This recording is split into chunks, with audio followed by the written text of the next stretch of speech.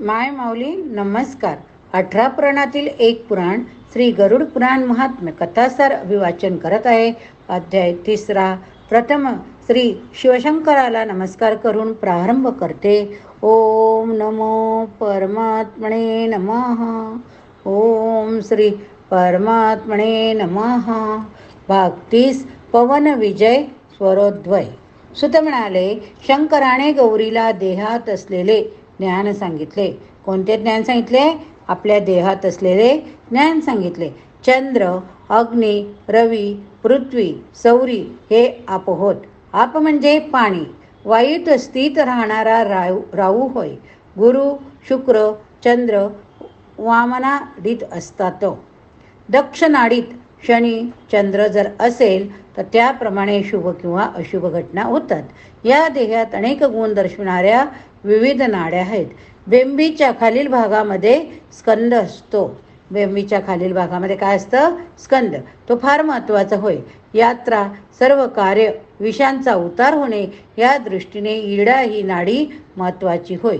भोजनासाठी, मैथुनासाठी, युद्धासाठी इंगळा ही नाडी महत्त्वाची होय.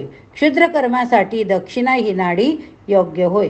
अग्रभागी वाम ही नाडी श्रेष्ठ, पृष्ठभागी दक्षिणा ही नाडी श्रेष्ठ. जीवाने जिवंत राहतो. जीवाने जिवंत राहतो. जे शून्य आहे ते स्वर होय. वायू कर्मसिद्धी देणारा असतो. प्राणात पिंगलेचा प्रभाव पडला म्हणजे कठीण युद्धात, संकटात सुद्धा जय प्राप्त होतो. वाम किंवा दक्षिण भागी शिवसंचालन करतात. वाम भागात 5 तत्व स्थित आहेत. वरील भागात अग्नी, खालील भागात जल, तिरक्या भागात वायू, मध्यभागी पृथ्वी आणि आकाश नेहमी सर्वत्र असते. भाग 31. रत्नपरीक्षा. सुत म्हणाले, आता मी रत्नपरीक्षेविषयी कथन करतो. बळ नावाचा एक राक्षस होऊन गेला. काय नाव होते? बळ. त्याने इंद्र वगैरे देवगणांना जिंकून घेतले होते. कोणाला जिंकले? इंद्राला. तो स्वतः कोणाला जिंकला जात नव्हता. देवगणांनी मखाला वर देण्याचा बहाणा करून पशुताच दिली होती. सत्वशील असा तो मख मारला गेला होता. आपल्या वचनरूपी पाशाने नियंत्रण प्राप्त झालेला तो पशुस्तंभात प्रवेश करू लागला. बलाने हे कार्य लोकांच्या उपकारासाठी, देवांच्या कल्याणाच्या इच्छेने केले होते.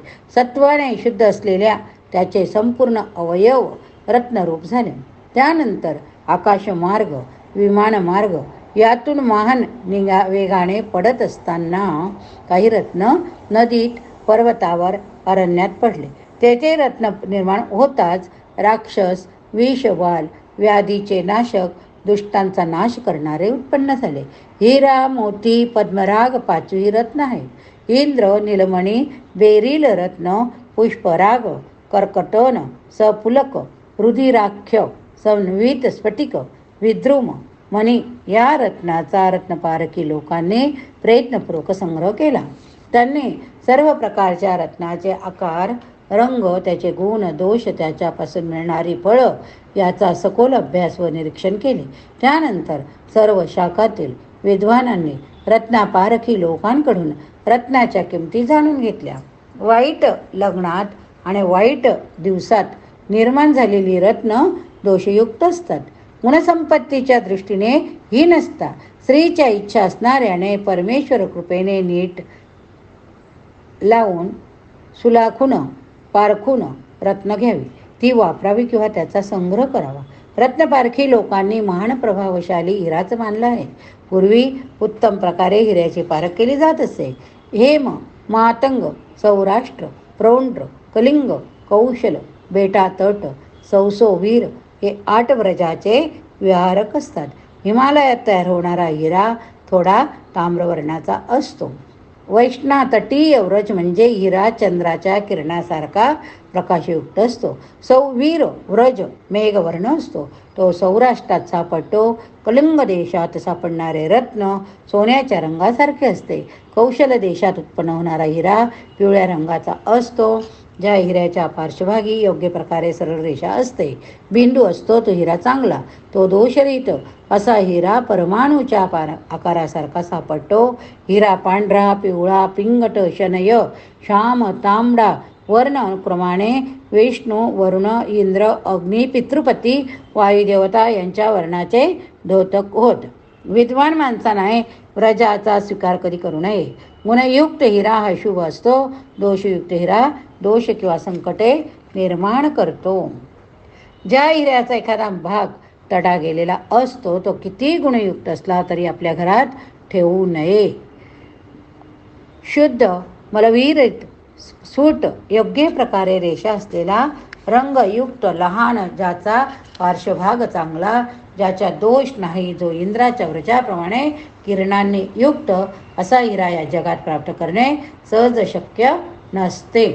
ज्याचा अग्रभाग तीक्ष्ण आहे, जो मलविरहित आहे, ज्याला दोष नाही असा हिरा जो आपल्या अलंकारात धारण करून शरीरावर वागवतो, त्याची सर्व बाजूने भरभराट होते.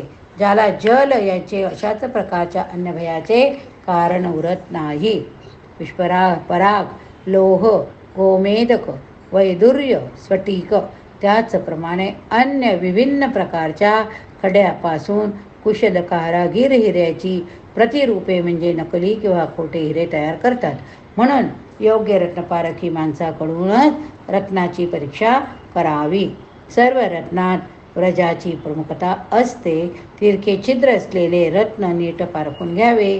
विजेप्रमाणे प्रकाशमान होणारे रत्न धारण करणारा माणूस हा पराक्रमी, राजा किंवा त्या समान अधिकार असलेला मोठा माणूस असतो. त्याला अनेक प्रकारचे सुखे प्राप्त होतात. भाग 32. मुक्ता परीक्षा. सुत म्हणाले, मुक्ता फल म्हणजे मोती होय. हे मोती जी मूत, वराह, शंख, मत्स्य आहे आणि शक्ती यापासून, त्याचप्रमाणे वेणूपासून जन्मग्रहण करीत असतात. ह्या सर्वात सिंपेतून जन्म घेणारे मोती सर्वात जास्त असतात. हत्ती, रोहू, मासा, शंख याच्यापासून प्राप्त होणारे, याचप्रमाणे वराहापासून प्राप्त होणारे मोती बहुधा फारसे तेजस्वी नसतात, पण तरी त्यांचा मंगलदायक लाभ होतो. मोत्याच्या मुख्यतः 8 जाती आहे. यामध्ये शंखापासून उत्पन्न होणारा मोती अधम प्रकारचा मानला जातो. हत्तीच्या कुंभस्थलापासून जो मोती प्राप्त होतो तो किंचित पिवळसर रंगाचा असतो. जलचराच्या मुखात काही वेळा मोती आढळतात. असे मासे पाण्यात मध्यभागी समुद्रात हिंडताना आढळतात. वराहाच्या दाढेपासून उत्पन्न होणारा मोती त्याच्या दाढेच्या वर्णाचा असतो. जो मोती सर्पापासून उत्पन्न होतो तो माशाप्रमाणे अत्यंत तेजस्वी असून त्याप्रमाणे उज्ज्वलतेचा गुण असतो. हा मोती शुभ वर्णाचा तेजस्वी असतो. अन्य रत्नांवर मात करणारे असे महान प्रभावी रत्न प्राप्त करून मनुष्य राज्याने दुर्लभ संपत्ती देखील मिळवू शकतो. सर्पाच्या मुखात मुकुटधारी अशा मण्याचा तर असा अद्भुत प्रभाव असतो की ज्यामुळे मनुष्य तेज परमपुण्य यांचा अधिष्ठानाला बनतो. अशी रत्नयुक्त संपत्ती मिळण्यासाठी साहजिकच मनुष्यास प्रबळ इच्छा असते. आपले भाग्य जाणणारे लोक सुयोग्य वेळ पाहून त्यासाठी प्रयत्नरत असतात. ज्या मनुष्य कोशात सूर्य उत्पन्नमणी असतो तो मनुष्य सर्पदंड इत्यादी पीडा यापासून नेहमीच अलिप्त राहतो. आकाशापासून निर्माण झालेला मोती जमिनीपर्यंत पोहोचू शकत नाही, कारण असे मोती आकाशामध्येच देवगण प्राप्त करून घेतात. ज्या मण्याच्या किरणापासून 10 दिशा प्रकाशमान होतात असा मणी सूर्यबिंबाप्रमाणेच अत्यंत प्रकाशमान असतो. ज्याप्रमाणे सूर्याकडे बघताना डोळे दिपून जातात त्याप्रमाणे हा मोती देखील प्रखर असतो. अमावस्येच्या रात्री सुद्धा ह्या मण्याचा प्रकाश दिवसासारखा प्रकाश देणारा असतो. जी पृथ्वी अनेक चित्रविचित्र रत्न आणि 4 समुद्र तसेच सुवर्णाने संपृत आहे, अशी पृथ्वी सुद्धा त्या तेजस्वी रत्नाच्या मूल्याची बरोबरी करू शकणार नाही. हा मणी केवळ राजाचेच भले करतो असे नाही, तर प्रजेचे देखील भाग्य उजळवितो. त्याच्या प्रभावामुळे सहस्र योजनापर्यंत संकटे दूर पळून जातात. महासुरासारख्या बलवान अशा ह्या मण्याचा प्रकाश आकाशातल्या नक्षत्राप्रमाणे सभोवार विखरलेला असतो. चंद्राप्रमाणे 16 कलांनी परिपूर्ण समस्त मण्यामध्ये महान गुणांनी श्रेष्ठ असा हा मोती असतो. उडीदाच्या अर्ध्या भागाप्रमाणे आकार असलेला किंवा त्याहीपेक्षा लहान आकार असलेला मोती असू शकतो. ज्या समुद्रात तळाशी असलेल्या शिंपल्यात हा मुक्तामणी जाऊन पडतो तेथेच त्याचा मोती बनतो. अशा मोत्याचे सैहलिक, पारलौकिक, सौराष्ट्रिक, ताम्रवर्ण, पारशव, कौबेर, पांडत्य, हाटक, हेमटक असे 9 प्रकार. शिंपल्यातून उत्पन्न झालेला मोती गुण आणि प्रभा यांचेमुळे नेहमीच उत्कृष्ट दर्जाचा असतो. अशा मनाची वैशिष्ट्य नेहमीच दर्जेदार असतात. त्याबाबत चिंता करण्याचे कारणच नाही. जाणकार लोक मोत्याच्या दर्जानुसार त्याचे मूल्य ठरवितात. 6 गुंजा इतके प्रमाण असणाऱ्या मोत्याचे जाणकारांनी 200 रुपये सांगितले आहे. तर मोत्यामध्ये 16 गुण धारण करण्याची पात्रता असेल तशा मोत्यास दार्विकार्य असे नाव आहे. 20 गुणांनी युक्त मोती भवक म्हटला जातो. जर यशा गुणसंपत्तीने मोती युक्त असेल तर त्याची किंमत 700 पर्यंत होते. हर तऱ्हेच्या मोत्यांना अन्नपात्रात जंबीर रसाच्या योजनेने तप्त करावे. नंतर अत्यंत कोमल अशा तंतुमुलांनी घासावे, म्हणजेच लगेच आपल्या इच्छेप्रमाणे मोती वैध बनतो. जे मोती बनावट असल्याची शंका निर्माण होते त्या मोत्यांना गरम अशा तेलात अथवा मिठाच्या पाण्यात ठेवावे, कोरड्या वस्त्राने पुसावे. अशा कृतीने जर मोत्यामध्ये काही बदल झाला नाही तर तो मोती अकृत्रिम असतो, अर्थात बनावट. प्रमाणभूत असलेला स्वच्छ ज्यापासून किरणे निघतात असा मोती श्रेष्ठ होय. भाग 33 पद्मराग परीक्षा. सुत गरुडास म्हणतात, सूर्य उत्तम यत्रत्न होय, तो रात्रीचे हरण करून निळ्या आकाशात प्रकाशमान होतो. सिंह लक्षद्वीपामध्ये विशाल हृदय असणारी, जिच्या दोन्ही तटांवर उंच उंच वृक्ष शोशोभित, ज्या सरितेची सूर्याने मुक्तता केली अशी सर्वोत्कृष्ट नदी, तेव्हापासूनच गंगेप्रमाणे पवित्र, सर्वांना सुखकर हिता वाहणारी ही सरिता रावण गंगा नावाने प्रसिद्ध. आता त्या सरितेचे दोन्ही तट रात्री रत्नांनी शोभित होत असतात. या नदीच्या किनाऱ्यावर पाण्यात उज्ज्वल सुंदर रंग असणारे पद्मराग वास्तव्य करीत असतात. सौगंधिक करू विंधनसारखे महान उन्हांचे स्फटिक तिच्यात उत्पन्न होतात. ते बंदूक गुंजा फल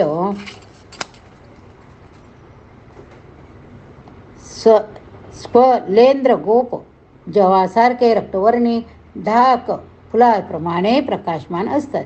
काही स्फटिक कुसुंब नील यांच्या मिश्रणाने रक्तकमळासारखे शोभादायक असतात. काही हिंगुळासारखे कांतिमान असतात.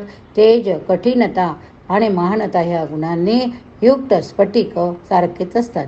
तुमरू नावाच्या देशात स्फटिकाप्रमाणे समान धर्म असणारे काही स्फटिक उत्पन्न होतात, परंतु अशा स्फटिकाचे मूल्य अधिक नसते. जो मोती कर्कर, छिद्र, मल यांनी वेष्टीत असतो, तसेच मोती रत्नाप्रमाणे ज्याचा प्रभावही पडत नाही, जो कठीण इतर रत्नाच्या वर्णाप्रमाणे नसतो, जो मोती जात किंवा गुण याची युक्त असून सुद्धा मौल्य नसत नाही, अशा दोषयुक्त मोत्यात जो माणूस धारण करतो त्याचा शोक, चिंता, रोग, मृत्यू, वेतनाश इत्यादी सर्व नाश करतात. परंतु महान गुणांनी युक्त पद्मराग धारण करणाऱ्या पुरुषाला कधीही आपत्तीस तोंड द्यावे लागत नाही. म्हणूनच विद्वान पुरुषाने नेहमी रत्नाची पारख करूनच ते धारण करावे. भाग 34 पाचूची परीक्षा. सुत म्हणतात, सर्वांचा अधिपती वासुकी नाग दानवाच्या राजाचे रक्त घेऊन जणू काही आकाशाला छेदून शीघ्रगतीने निघून गेला. पुढे गरुड पक्षाचा नायनाट करताना त्याने आपल्या मस्तकावरील मणी एका अरण्यात सोडून दिला. याच वेळी त्या मण्याचा श्रेष्ठत्वाने ती भूमी पाचूची खाण झाली. त्या रत्नाच्या ठिकाणी जे काही उत्पन्न होते ते सर्प विषनाशक बनवून उपयोगात आणले जाते. ज्या पाचूचा रंग अत्यंत हिरवा असतो, ज्यापासून अनेक किरणे फुटतात, मध्यभागी जो सुवर्णचूर्णाने पिवळसर दिसतो, आपला हिरवा रंग ज्याच्या प्रकाशामुळे प्रगट होतो, असा पाचू मोतीच होय. हिरा आणि मोती विजातीय असतात. त्यांचा प्रकाश वर जाणारा असतो. काही हिरे मोती असे असतात की ज्यांना सरळ ठेवले असता त्यांच्यापासून प्रकाश उत्पन्न होतो, पण त्यांना थोडे तिरके ठेवल्यास त्यांचा प्रकाश त्वरित नष्ट होतो. पाचू हा युद्धाच्या वेळी धारण करावा किंवा संकटाच्या वेळी धारण करावा. पद्ममोत्याच्या मूल्यापेक्षा अधिक मुख्य मौल्य पाचूचे असते. त्या पाचूत जर दोष असेल तर त्याचे केवळ मूल्यच कमी होत नाही, तर त्यापासून हानी होणेही संभव्य असते. 35 इंद्रनील परीक्षा. सुतजी म्हणतात, तेथे सिंहल देशाच्या राणीच्या हातून कमळाप्रमाणे तेज असणाऱ्या डोळ्यांची जोडी पडली होती. या देशात असित कमळ, हिरकंठ इत्यादी मोती निर्माण होतात. अन्य मोती समुद्राच्या पाण्याप्रमाणे प्रसन्न, काही अंबूप्रमाणे कांतिवान, तर काही मोराच्या समूहाप्रमाणे प्रतिमावान आहेत. या मोत्यामध्ये एक मोती असा आहे की जो विशेष सुंदर प्रकाशमान. यामध्ये इंद्रनील मोती महान गुणांनी युक्त असतो. पद्म मोत्यास धारण केल्यावर जे गुण दिसतात त्याच गुणाला इंद्रनील धारण केल्यावर मानव प्राप्त करू शकतो. अनुभवात जी पद्ममोत्याची परीक्षा होते त्याचाच प्रत्यय इंद्रनील मोत्यामध्ये आढळतो. इंद्रनील मोत्याप्रमाणेच कचत्पल, करवीर, स्फटिक इत्यादी या जगात विजातीय मानले गेले. या मोत्यांची महत्ता, कठीणता नेहमीच बघण्याजोगी असते. इंद्रनील मोत्याच्या मध्यभागी इंद्रायुती तेज असते. असा मोती अधिक मूल्यवान, जगात दुर्लभ मानला गेला. भाग 36. वैदुर्य परीक्षा. श्रीसूत ब्राह्मणाला म्हणाले, वैदुर्य, पुष्पराग, भीष्मक यांची परीक्षा ब्रह्मदेवाकडून केली जाते. महाअसुरांच्या वधाने जगाच्या प्रलयाच्या वेळी वैदुर्य रत्न उत्पन्न झाले, जो शोभा, धुती, वर्ण यांचे मूळ भूमंडळात जे अनेक मोत्याचे वर्ण अस्तित्वात आहे, त्या सर्व मोत्यांचे वर्ण वैदुर्य मोत्याचे असतात. अशा गुणाने युक्त वैदुर्य मोती आपल्या मालकास श्रेष्ठ भाग्य देतो. जो दोषयुक्त असतो तो आपल्याबरोबरच आपल्या स्वामीस देखील त्रासदायक होतो. म्हणूनच त्यांची अत्यंत बारकाईने पाहणी करून निवड करणे आवश्यक असते. जो मोती मोठ्या गुणांनी युक्त सोन्याप्रमाणे मौल्यवान असतो, असा मोती वैदुर्य मोत्याचे मूळ मानले गेले. विद्वान लोकांकडून मोत्याच्या प्रकारात जो भेद केला गेला तो योग्य. त्यांनी मौल्यात स्नेह, लघुता, मृदुता आणि विजाती चिन्ह यानुसार भेद मानले गेले. सागर तटाच्या जवळ खाणीतून निघालेल्या मोत्यांची किंमत सर्वत्र सारखी नसते. 4 मासा परिमाण शाण, 5 मासा कृष्णल, पळ यांचा 10वा भाग याने मौल्य निश्चित करण्याची पद्धत. भाग 34. अन्य रत्न परीक्षा. श्रीसूत म्हणाले, महासुराची कातडी जेव्हा हिमाद्रीमध्ये पडली तेव्हा त्यापासून मानगुणांनी युक्त पुष्पराग रत्न निर्माण झाले. पांडू सुंदर अशा पद्मराग नावाचा पाषाण कौरुंडक नावाचा असतो, तो लाल असतो. तो पद्मराग इंद्रनील वर्णाचा सुनील म्हटला गेला. रत्नशास्त्रामधील विद्वानाच्या मताप्रमाणे त्या मोत्याचे मौल्य वैदुर्य मण्याप्रमाणे सांगितले. हा मोती धारण करणाऱ्यास फलही त्याच स्वरूपाचे मिळते. स्त्रियांना मात्र या मोत्यामुळे पुत्रप्राप्ती होते. श्रीसूत म्हणाले, भीष्म नावाच्या मोत्याला जो गळ्यात धारण करतो त्याला वैभव प्राप्त होते. संकटे दूर पळता. या मोत्याची अंगठी धारण केल्या त्या माणसाला विषयाची बाधा होत नाही. भाग 38. तीर्थ महात्म्य. सुतजी म्हणाले, सर्व तीर्थामध्ये श्रेष्ठ असे कोणते तीर्थ? गंगा तीर्थ. या गंगेचे 3 स्थाने सोडून सर्वत्र दर्शन होते.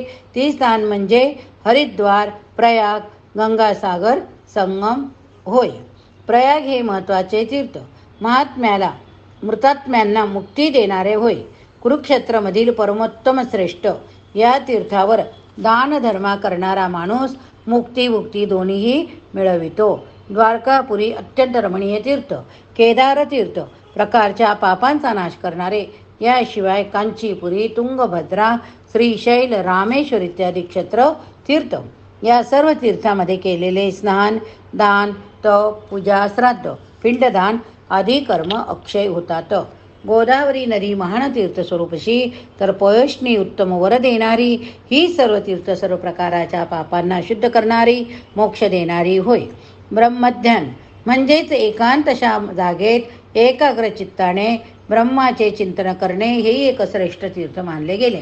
आपल्या संपूर्ण इंद्रियांवर पूर्ण नियंत्रण ठेवणे देखील एक प्रकारचे तीर्थच. इंद्रियांना काबूत ठेवणे श्रेष्ठ तीर्थ. आपल्या भावनांचे उदात्तीकरण करणे हे देखील महान श्रेष्ठ तीर्थ.